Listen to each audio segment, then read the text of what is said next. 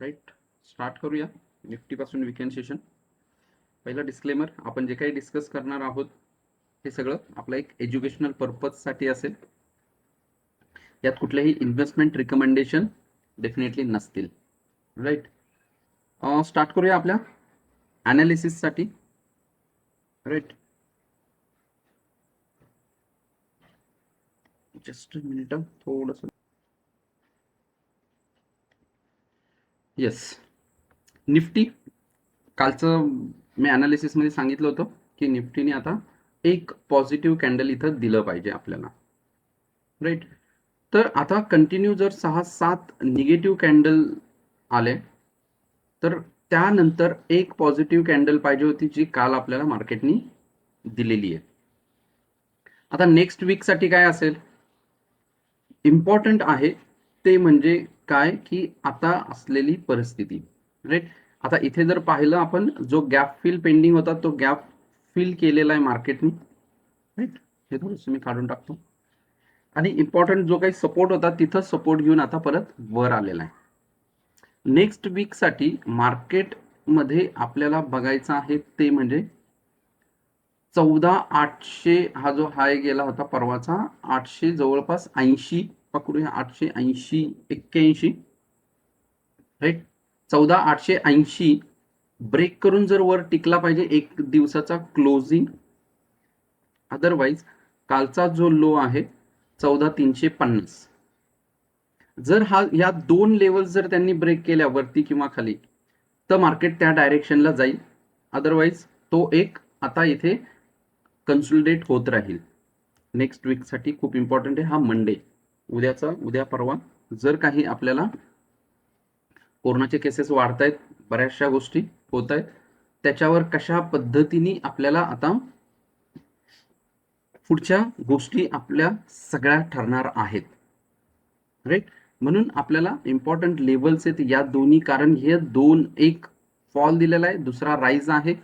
Right, पण हा rise पण असा आहे की याचं जर क्लोजिंग या पहिल्या कॅन्डलला, प्रिव्हियस कॅन्डलच्या वरती मिळालं असतं डेच्या कॅन्डलच्या, तर डेफिनेटली आपण म्हणलं असतो की एक पॉझिटिव्हनेस तिथं आला असता. राईट, तर वीक ट्रेंड आहे, ट्रेंड जो आहे तो वीक आहे, जास्त स्ट्रॉंग नाहीये. त्या याच्यामध्ये जर आता पाहिलं तर आपण हा जो वीक आहे 1 फेब्रुवारीचा जो मोठा राईज आहे, मोठी कॅन्डल आहे, म्हणजे इथून जो बाईंग प्रेशर आहे तो इन्क्रीज झालेला आहे. आता तो जर ऍब्सॉर्ब करायचा असेल तर ऍटलिस्ट त्याच्या 50% खाली तर मार्केटला आलं पाहिजे. मग याचा जर आपण 50% काढला तर तो ऑलमोस्ट येतो 14,250च्या आसपास. इथं पाहिलं तर आपण हा 15,000 आहे आणि खाली 13,600च्या आसपास, 1400 पॉईंट. तिथून जर आपण 700 पॉईंटचं केलं तर ते 14,250च्या आसपास येतो. मग 14,250 म्हणजे 14,300ला तो आता टच करून 350 वर गेलेला आहे. मग इथून तो ब्रेक झाला ती लेवल, तर डेफिनेटली मार्केट एक निगेटिव्ह ट्रेंड मध्ये जाईल. त्याच्या खाली जर तो प्ले करायला लागला, क्लोजिंग दिली, तर मात्र आपल्या जे काही इन्व्हेस्टमेंट्स असतील त्याबाबत मात्र आपल्याला काळजी घ्यायची. अन्यथा जर वरती असेल क्लोजिंग, मग घाबरायचं काहीच कारण नाहीये. आता फक्त FIIचं जे काही बाईंग येतंय 7-8 महिन्यापासून, त्यांना आता असे काहीतरी रिझन्स हवेत की जे सेल आउट करतील. जसं US बॉन्ड यील्ड आहे, त्याला त्यांनी निगेटिव्ह रिस्पॉन्स दिलाय. त्याच्यानंतर आपल्याकडे कोरोना वाढतोय. तर या याच्यामध्ये जर पाहिलं तर इथे जर आपलं त्यांचं बाईंग दिसतंय आणि सेलिंग जो आहे DIIचा खूप कमी आहे. अशा केसेसमध्ये जर पाहिलं तर आता आपल्याला इथे बाईंग दिसतोय, तरी सुद्धा मार्केट कुठे ना कुठेतरी काय होतंय, एक डाऊनफॉल दाखवतंय. त्यामुळे इथे एक काळजी करायची आहे, सांगता येत नाही, अचानकपणे मोठं सेलिंग येऊ शकतं मार्केटमध्ये त्या लेवल्स जर ब्रेक झाल्या तर. म्हणून त्या लेवलवरती आपल्याला लक्ष द्यायचे इथे, की जेणेकरून आपण या ट्रॅपमध्ये येणार नाही. इथे आता बघितलं तर अप ट्रेंड मध्ये त्यांनी हॅमर दिलेला आहे, फॉर्म झालेला आहे वीकली चार्ट मध्ये. पण इम्पॉर्टंट आहे की नेक्स्ट वीक आहे तो आपल्याला क्लोजिंग 15,000च्या वरती जर मिळाला तर मार्केट एक चांगला जाऊ शकतो. पण त्या याच्यात जर आपण पाहिलं त्याच्यावरची जी कॅन्डल आहे तिथं एक जर पाहिलं आपण तर ग्रेवस्टोन डोजी बनलाय अप ट्रेंड मध्ये, आणि दुसरं म्हणजे त्याचं कन्फर्मेशन क्लोजिंग खाली मिळालेलं आहे. मग डेफिनेटली आता एक चान्सेस आहेत की त्याला खाली जाण्यासाठी इथे कन्फर्मेशन सुद्धा मिळालेलं आहे. तर याही गोष्टी आपल्याला लक्षात ठेवायच्या आहे नेक्स्ट वीकसाठी. इम्पॉर्टंट आहे, एक्सपायरी मंथ आहे आणि बाकी सिच्युएशन्स आहेत, त्यामुळे तर कदाचित असं वाटतंय आत्ताच्या सिच्युएशनला बघून की 31 मार्च पर्यंत सरकार जर काही करून पुढे ढकलायचा प्रयत्न करतील, पण एप्रिलमध्ये मात्र नेमकी लॉकडाऊन लागण्याची शक्यता आहे पुन्हा परत. कारण ह्या फायनान्शियल इयर शेवटचे 8-10 दिवस आहेत, इम्पॉर्टंट आहेत, आणि मागच्या वेळेस सारखं जर केलं तर पुन्हा ते कदाचित लगेच लॉकडाऊन सुद्धा लावू शकतील. याकडे पण आपल्याला लक्ष द्यायचे. ज्या काही न्यूज येतील, फेक न्यूज असतील, व्हॉट्सअप युनिव्हर्सिटीवरती लक्ष जास्त विश्वास ठेवू नका. अथोराइज जे काही सोर्स असतील त्या सोर्सवरती मात्र तुम्ही डेफिनेटली एक तिथे कन्फर्मेशन घ्या, आणि त्यानंतर मग ज्या काही गोष्टी तुम्हाला करायच्या आहेत, राईट. येस, हे बँक निफ्टीच्या लेवल पण त्याच साधारणतः आसपास येत आहेत. बँक निफ्टीने पण एक गॅप जो होता तो फील केलेला आहे. आता इथून खाली जर जायचंय त्याला 32,400 पर्यंत मोकळं राहणे. ऍक्च्युली हा गॅप फिलचा जर सोडून जर उद्या जर त्यांनी काही क्लोजिंग दिलं 33,300च्या खाली वगैरे, तर मग मात्र 32,400 पर्यंतची जी लेवल आहे ती सहज तो गाठू शकतो.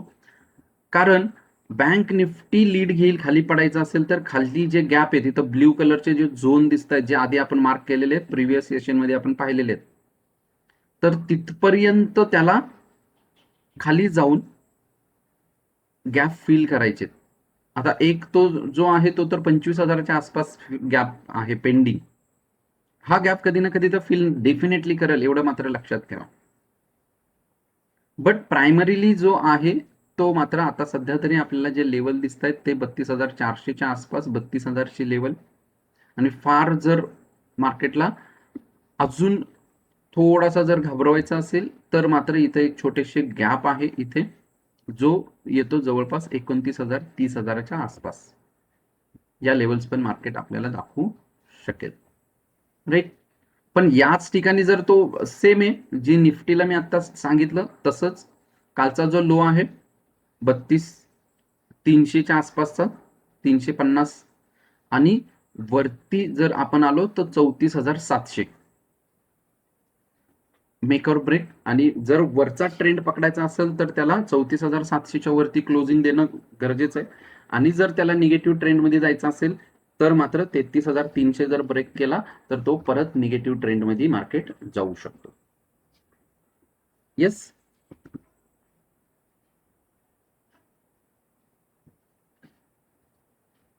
ओके, मुथूट फायनान्स नि सुरू करूया. मुथूट फायनान्स एक अडकलेला आहे ऍक्च्युली रेंज मध्ये.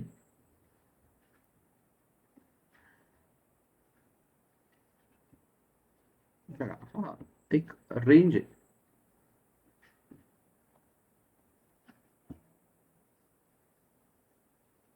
आता याच्यात कुठल्या पर्स्पेक्टिव्हनी बघतोय आपण त्याकडे खूप इम्पॉर्टंट आहे. हा जवळपास जो रेंज मध्ये अडकलाय ना तो जुलै पासून जर आपण पाहिलं तेव्हापासून सॉरी त्याचं एक रेंज बाउंड आहे साधारणतः 1100 ते 1350च्या आसपासचा. हा एक जो 150-200 पॉईंटचा रेंज आहे ना त्याच रेंज मध्ये येतो. आणि हळूहळू असं झालंय की त्याची रेंज आता ब्रेक होऊन वरच्या साईडला जास्त कन्सोलिडेट होतोय. म्हणजे 1350 ब्रेक करू द्या, बऱ्याच दिवसापासून माझ्याही तो वॉच लिस्ट मध्ये आहे.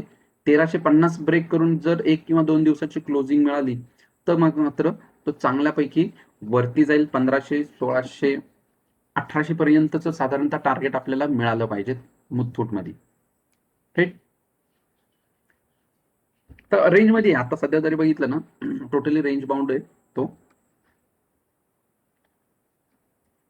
आता बरेचसे आहेत असे स्टॉक की बरेच खाली आलेले आहेत आणि खाली येऊन त्यांनी होल्ड केलेलं आहे. राईट. मग त्यानंतर आपल्याला बघायचंय after the date of M G Muthoot fall.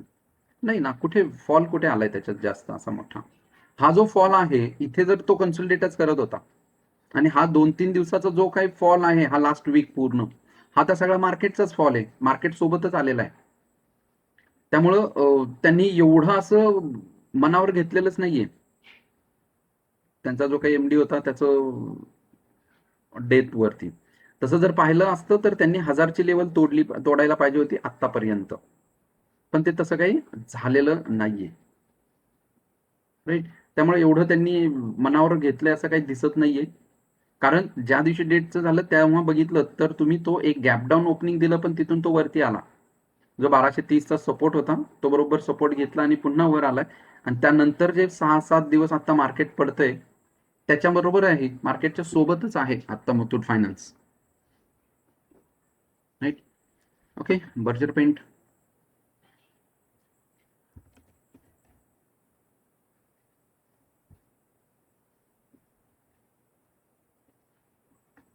Yes, welcome Swapnil.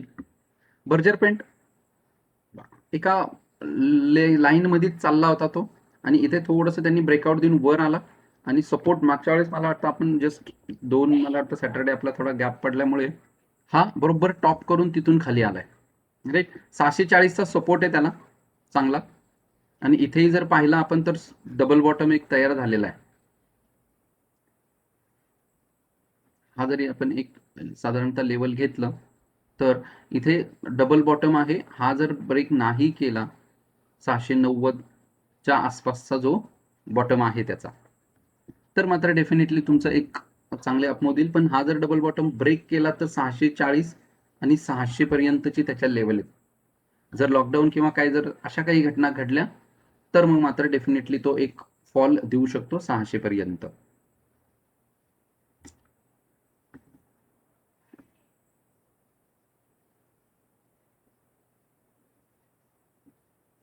Okay. Then ITC.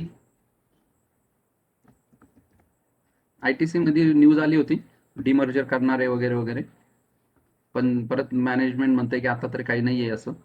Right. त्यामुळं त्याचा जो 190चा जो 190, 92, 93चा सपोर्ट आहे तो अजूनही तसाच आहे. आणि आता इथला जो 200-205चा सपोर्ट होता तिथं बऱ्याच ठिकाणी सपोर्ट घेऊन वर चाललेला आहे.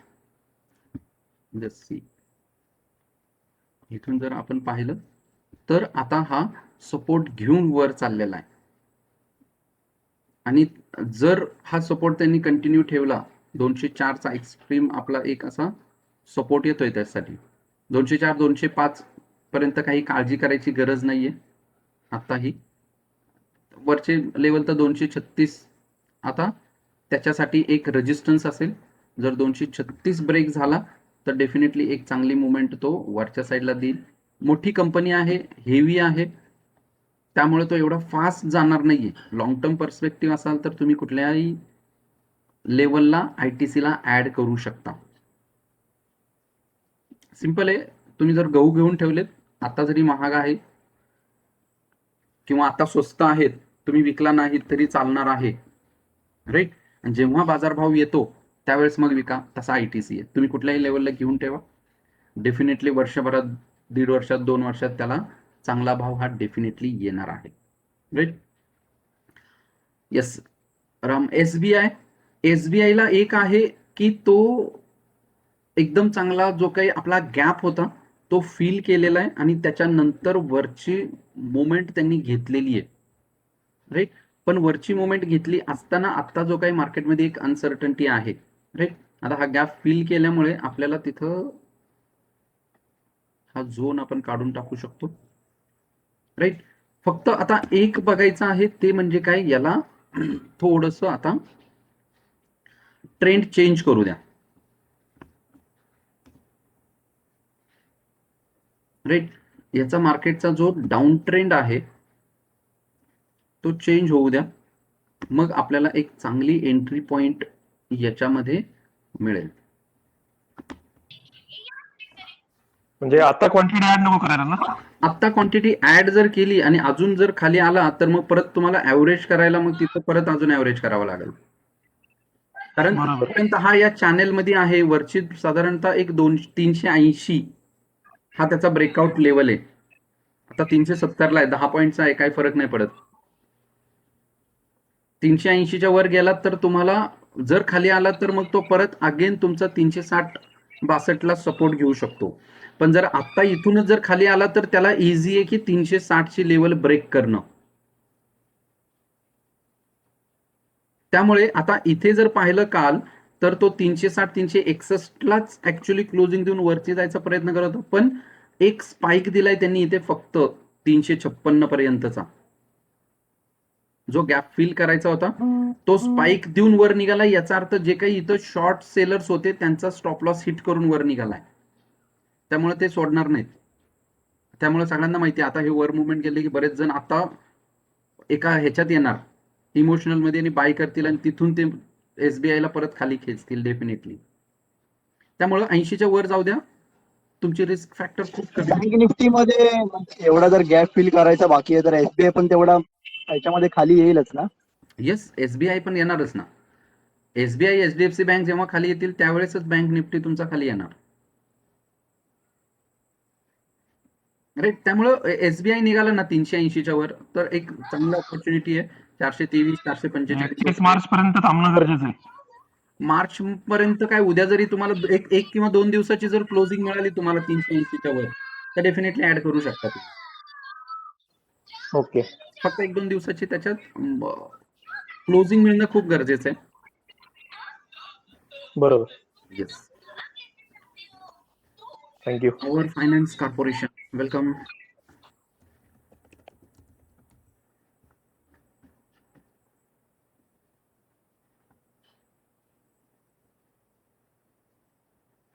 एवढा गॅप डाऊन झालाय हा इथेच 130-140चा एवढा. आता याच्यामध्ये कारण काय ते बघावं लागेल. ट्रेंड तो तोडलेला आहे त्यांनी.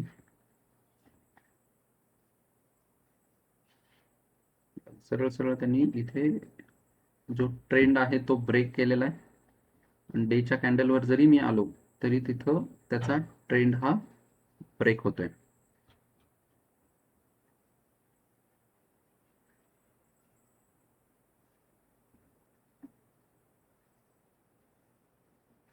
एकशे 119-120चा त्याला एक सपोर्ट मिळेल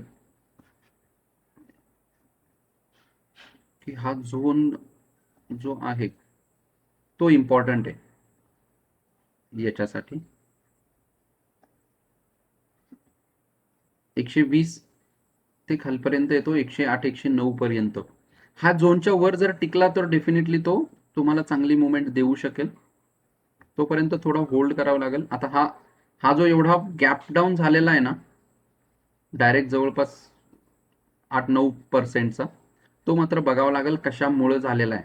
त्याचं काही फंडामेंटल्स काही आहे का किंवा न्यूज वगैरे आहे का, कारण मला एवढं असं माहित नाही. बट लॉंग टर्मच्या अँगलनी बघितला तर हा झोनच्या वर टिकू द्या. आणि जर तुम्ही लॉंग टर्म म्हणलात 1 वर्ष 1.5 वर्ष 2 वर्षासाठी तर मग आत्ताचा जो काही हाय आहे तो ब्रेक होऊन वर निघू द्या, मग तुम्हाला एक तिथं ऍडिशनला चांगला चान्स असेल.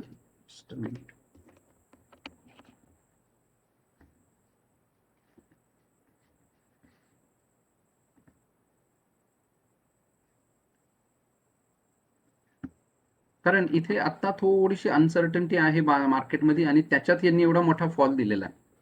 आणि खाली जर सपोर्ट झोनला आपण आलो तर आपल्याला इथे चांगला एक सपोर्ट मिळतोय, कारण ट्रेंड चेंज होतोय इथे.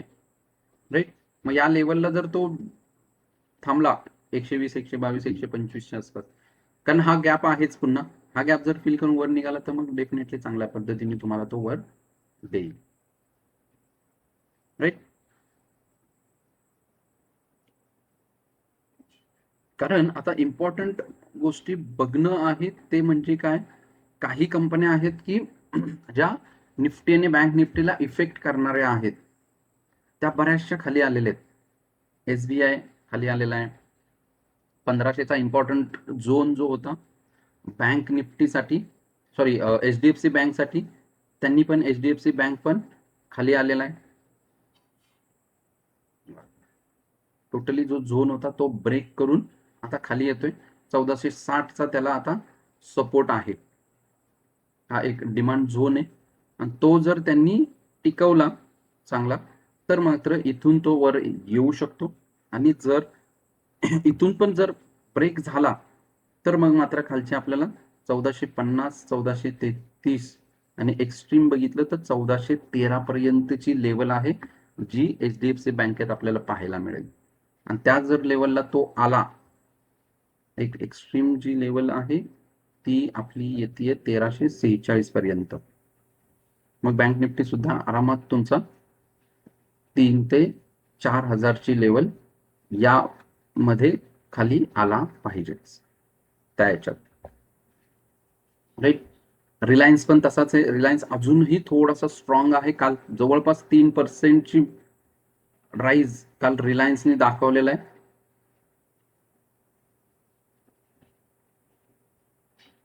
रिलायन्स मध्ये एवढी व्हॉलेटिलिटी काय?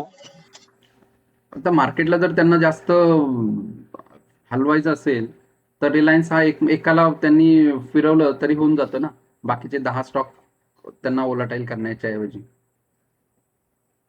त्यामुळे थोडासा त्यांनी आणि ओलाटाईल केलं त्या रिलायन्सला त्यांनी. त्यामुळे काल बघितलं तर एवढं असं वाटत नव्हतं, पण जे शेवटच्या 1-1.5 तासात आपल्याला मिळाला ना तो फार 2000चं 2080 पर्यंतचं वगैरे 2-2.5-3% मुवमेंट रिलायन्स मध्ये आली. मग मार्केट एकदम वरती आलं. बाकी बघा 1%, 0.5% वगैरे राईज झाले, जास्त राईज नाही झाले. पण रिलायन्सला मात्र त्यांनी 3%वर आणलं आणि ऑटोमॅटिकली तुमचा 200, 250, 300 पॉईंट निफ्टी वर येतो रिलायन्समुळे. त्याच्यानंतर TCS आहे की त्यांनी TCS ला पण थोडंसं त्यांनी ठेवलं, कारण 2-4 दिवस बाकीचे पडत असताना TCS ला अप ठेवलं आणि काल मात्र एका जागेवरती TCS राहिला, जास्त एवढा राईज नाही झाला. बघा अजूनही त्यांनी अप ट्रेंड जो एकदम आता फॉर्म झालेला आहे तो अजून ब्रेक झालेला नाहीये. आणि आपण 29 जवळपास 2958चं आपण बाईंग दिलं होतं आता 10 दिवसापूर्वी, की एक साधारणतः 2 मार्चला, राईट. आणि आपलं 3200चं टार्गेट 3155 पर्यंत मार्केट आलेलं आहे. आता 30-25 पॉईंट आपल्याकडे आहेत आपल्या टार्गेटसाठी. बट आता असा मार्केट आहे की तो इथून जर अजून खाली जर आणायचं असेल तर जे निफ्टी 50चे पॉइंट स्टॉक्स आहेत त्यांच्या मुवमेंट्स बघा सगळ्या एका डायरेक्शनला आहेत का. जर नसतील तर डेफिनेटली कुठे ना कुठेतरी मार्केटला एक अशी फक्त भीती दाखवण्यासाठी म्हणून ते मॅनिप्युलेट होऊन जातं. बट जर खरंच मार्केटला अनसर्टन्टी आहे भविष्याची, कोरोनाची, बाकीच्या सेकंड वेव्ह जे आपल्याकडे आहे, काही कंट्रीमध्ये थर्ड वेव्ह आली आहे, बऱ्याच कंट्रीमध्ये परत 1-1 महिन्याचं लॉकडाऊन स्टार्ट झालेलं आहे, जे आपल्या इथं अजून सेकंड लॉकडाऊन आलेलं नाहीये. त्यामुळे ह्या गोष्टी पण अशा आहेत की चांगल्या बघण्यासारख्या आहेत, right. Okay, HDFC AMC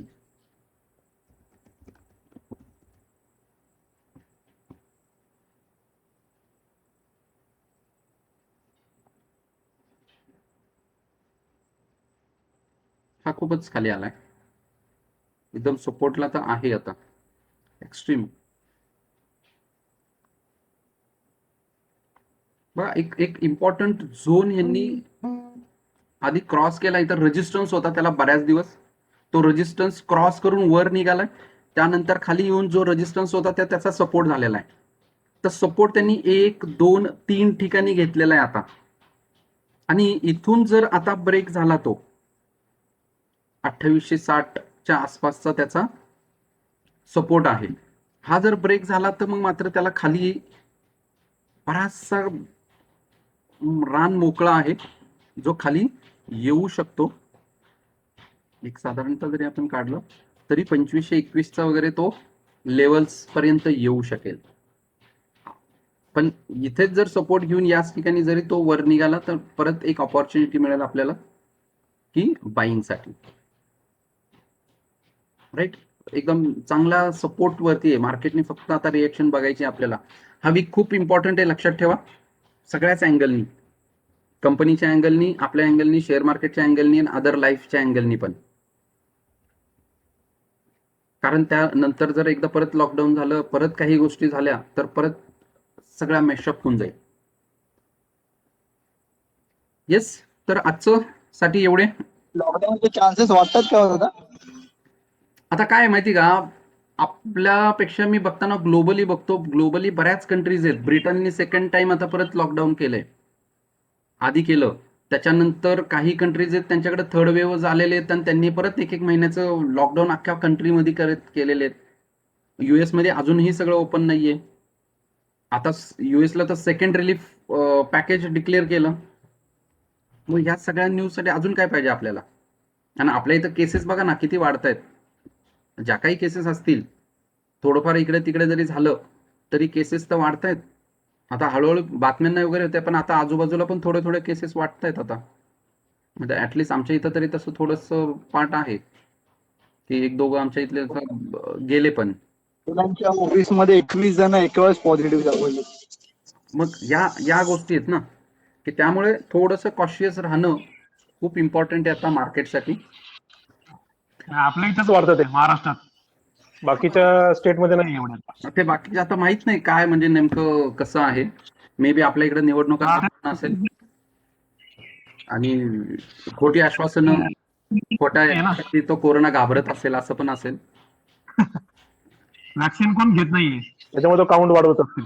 vaccine घ्यायला पाहिजे किंवा सगळ्याच गोष्टी आहेत, बट कसं का असेल आपण आपली काळजी घेणं आणि त्याचा इम्पॅक्ट काय होईल मार्केटवरती हे बघणं सर्वात महत्वाचं आहे. बरोबर बरोबर. राईट. पोझिशन होल्ड करायच्या की मग काढून टाकायचं, काय करायचं? आता मी लेवल सांगितली निफ्टीची तुम्हाला, राईट. ती म्हणजे आता स्टॉक मध्ये पण ना रिलायन्स आणि पेट्रोनेट आहे, ते पण लेवल्स तोडत चालले आहेत. म्हणून म्हणलं की ठेवायच्या की काढून टाकायच्या. येस, रिलायन्सची जी लेवल आहे ना, 1800चं लेवल आहे, काहीच प्रॉब्लेम नाही. 1800 हा एकदम स्ट्रॉंग सपोर्ट आहे रिलायन्ससाठी. वाट बघायची 1800ची. बरं, आता 1800ला आलात की तुम्ही ऍड करू शकता. 2000ला आहे आणि 1800ची जो आहे त्यांनी डबल बॉटम 2 वेळा इथं, म्हणजे ऑक्टोबर मध्ये साधारणतः लो बनवला होता, त्याच्यानंतर अगेन त्यांनी लो बनवला आता 29-30 जानेवारीला. एवढा बराच मोठा पिरियड आहे हा, 3 महिन्याच्या नंतर. आणि नंतर वरती तिथून वर आलाय आणि आता जर खाली आला तर नेक्स्ट टाइम सुद्धा तो 1800ला होल्ड करेल. पण 1800 जर ब्रेक झाला तर डेफिनेटली एक्झिट व्हा रिलायन्स मधून. कारण आता थर्ड टाइम आहे, थर्ड टाइम जेव्हा येतो त्यावेळेस जो सपोर्ट आहे तो कमजोर होतो, वीक होतो. आणि जर तिथून जर निघाला तर मग मात्र नेक्स्ट टाइम तो 5-6-7 वेळा जरी आला तरी सुद्धा तो सपोर्ट ब्रेक होत नाही. त्यामुळे थर्ड टाइम आहे ना, तो थोडासा डेंजरस असतो. त्यामुळे 1800ची जर असेल तर तेवढं ठेवा. 1800, 1850, 1900ला जरी तो फिरला तरी तुम्हाला, कारण 200 पॉईंटची तुमच्याकडे आता साधारणतः बघितलं तर 10% हे हातात. आणि जर तुमचे अजून कमी असेल तर आता एक्झिट होऊ शकता, खाली आला तर ऍड करू शकता. आयदर लॉंग टर्म असेल तर मग काही काळजीच नाही, जेवढा जाईल. माझं सेम रिलायन्सची स्ट्रॅटेजी, प्रत्येक 100 पॉईंट जेव्हा खाली येईल 2200च्या आसपासचं बाईंग आहे रिलायन्स मध्ये. हा, मग तुम्ही जेवढा खाली येईल तेवढा मग काही हळूहळू टाकून त्याच्यात ऍव्हरेज करू शकता. नंतर रिटर्न्स जेव्हा तो वरती येईल, चांगला बूम मध्ये जाईल. पेट्रोनेट लास्ट स्टॉक घेऊया आपण. राईट, दोन्ही सपोर्ट मी त्यावेळेस सांगितलं होतं 235, राईट, आणि 220च्या आसपासचा. दोन्ही पण ब्रेक केले त्यांनी. मला वाटतं आय थिंक हा स्क्रीनशॉट पण पाठवला होता मी, राईट. पहिला जो 235 माहिती आहे. हा, येस, तोही ब्रेक झालाय. आणि आता तुमचा जो त्याला येईल, जो इथे डबल बॉटम झालेला आहे, तो येतो 210चा. एक चान्स आहे 210च्या इथं आसपास तो टिकणं. इथून जर 210 ब्रेक झाला तर मग एक्झिट व्हा. 170-175 पर्यंत पण तो जाईल खाली, कारण तो शिवाय त्याला सपोर्ट दिसत नाही मला कुठे. हा जो आहे 170-175च्या आसपासचा लो, तिथपर्यंत म्हणजे कोविडच्या वेळेसचा जो लो होता त्यापर्यंत तो जाऊ शकतो. आता पेट्रोनेटचं आहे काय, जर पुन्हा लॉकडाऊन आलं तर पेट्रोल घेणार कोण आहे? कुणीच नाही घेणार आहे, राईट.